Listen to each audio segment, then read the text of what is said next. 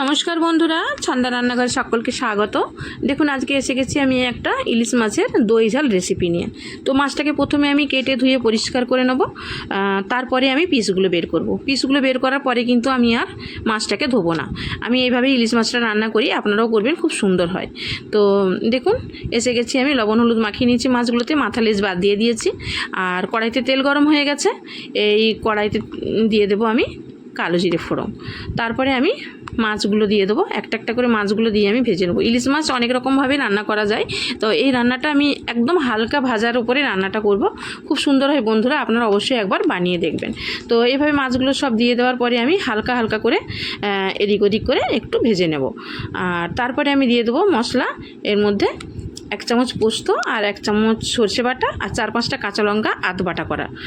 তো এটা এর মধ্যে দিয়ে দেবো পরিমাণ মতো লবণ, আর মশলা যাবে অল্প একদম হলুদ আর অল্প লঙ্কার গুঁড়ো। তো এগুলো মিক্সড করে নিয়ে আমি পুরো 10 মিনিট চাপা দিয়ে দেবো।